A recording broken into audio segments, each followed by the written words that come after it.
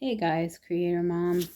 So I've been mulling over the topic of this social justice um, in my head, and I think that the whole thing about anti-racism and everything, I think what bothers me is the fact that um, when the words black and white within certain phrases are not interchangeable, right? Like, um, say you're at the store and you see a shirt and it says Black Queen, right? Like Black Queen or Black Goddess. I don't know. Something that has a positive connotation, you know, connected with the word black. Black Queen, right? Now, well, what if there was a shirt that said White Queen on it? White Queen. I'm a white queen.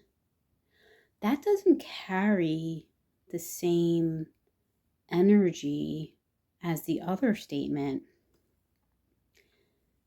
I just find it interesting. You cannot interchange certain statements, you know what I mean? Or, you know, the whole thing about old white rich men, stuff like that. I don't know. It's just anyways, like you can make fun of white people probably in ways you can't really make fun of black people. Um and you can elevate black people on shirts and whatever different ways. I don't have specific examples, but I've seen it along the way. I've never um anyways, I'm sure you guys probably have examples. So yeah, you can elevate the word black and it not be an issue at all, but if you do that with the word white, it almost becomes offensive. So I find that excuse me, anti-racism is only geared, towards people of color and indigenous people.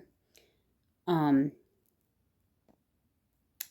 you can't be anti-racism isn't necessarily geared toward not being racist towards a white person, which, I'm assuming I haven't taken this course about understanding poverty and injustice, but I have a feeling that racism towards white people is not really something to be addressed, which is interesting because when I grew up, I was made fun of for looking like a white girl.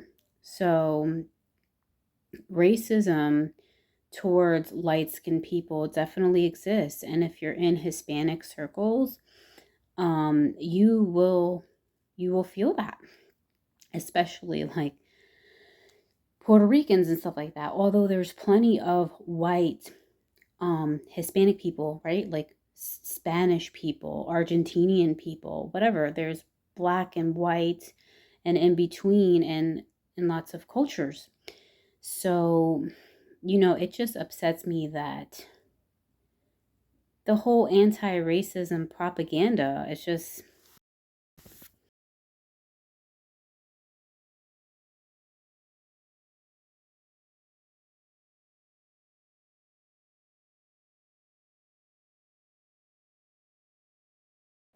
Unfortunately, the extent to which you can enjoy those rights depends heavily on your income, wealth, and identity. While some Americans enjoy a privileged lifestyle, many others contend with poverty. so is that what being a privileged American looks like? Are we saying that people who are white and driving in a convertible are privileged? So I think we're creating more of something that we don't want. We want people to feel like they have an opportunity. If you make people feel like there's not equal opportunity, that's going to get in their consciousness and that's what they're going to manifest. They're just going to be like, there's no equal opportunities for me.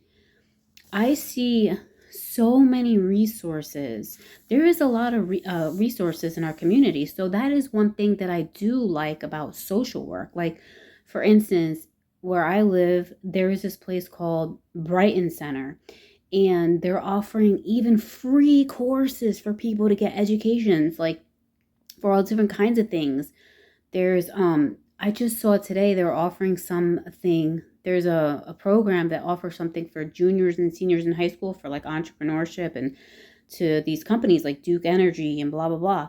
So also, I don't know if it was Brighton Center. I took a free course called Code Kentucky. So if somebody's interested, anybody, no matter what your race is, if you're interested in coding, dude, and you're already like a computer orientated person, that is a big opportunity to hop on, you know? You could take as many courses as you want. They have web development 1, web development 2. They got software development. So good. Free. Free. And you can get a job afterwards. I didn't because even though I took the program, I don't know, I just felt led to take it because I don't know anything about web development. You know what I mean? That stuff is really hard for me to understand. But I did web development 1, which focused on HTML, which I know some basics now, which is really cool. Like I feel like I'm a little bit a part of this like secret club, you know, even though I don't really know much. But it made me also gain a respect for the internet and for how it was created. Like very awesome stuff. So HTML, then CSS, which is for like how you design your website and make it look all pretty, and JavaScript. So what JavaScript was in web development 2. So it's really a lot of information. But my point is that I don't know about other people or in other communities, but there's a lot of free opportunities where I live. And I think that that's really one good thing about social work. So props to that, like these nonprofit agencies doing all these really cool things. I like that. I like that there's available resources for people to take advantage of if they need it.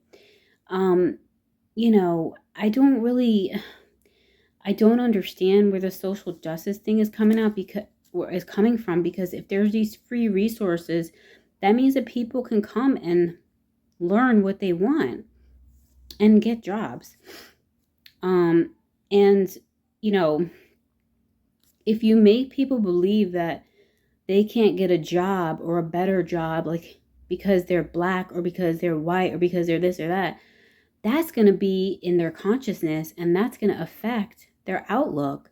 I think we should make people believe that the sky is the limit. Like you can get any job you want. Like maybe that's a good way to kill inequality or racism, by telling people of all cultures and races that, hey, the world is your oyster. You can take advantage of all these free opportunities and you can get any job you want, instead of forcing this idea of there's certain people that are privileged and certain people that are not.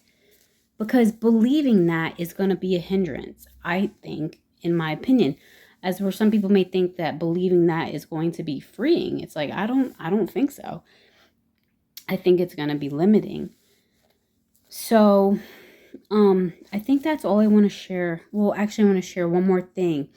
I had written out this whole thing, but I don't know if I'm going to talk about what I wrote down. But this girl, Amanda Frances, she's white. She made a book called Rich as Fuck. There's rich black people. There's, you know what I mean? There's rich white people.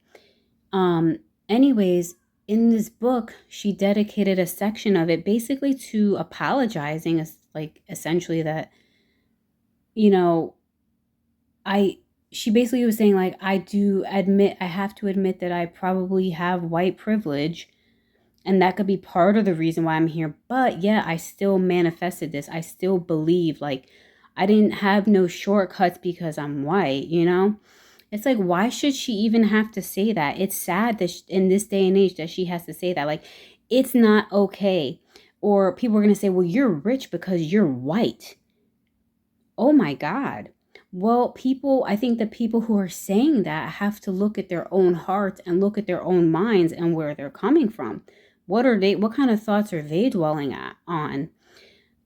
There's, Black people and Hispanic people that don't like white people either. So the racism exists both ways, So if we just stop letting that be a hindrance or an excuse or something like, oh, that person is rich. Of course. Oh, look at her. She's pretty and all white and she lives in California. Oh, of course she's rich. Like, no. Why should she have to, it's just like, I didn't really like that she put that in there, but hey, it's her book, whatever. I guess she put it in there to help people to make her book more acceptable. Like, look, this is a book for all people, not just like people who look like me, And it's just, I think the point is that opportunity is available to those who seek it and those who want it. So I'm going to end the video here. Peace.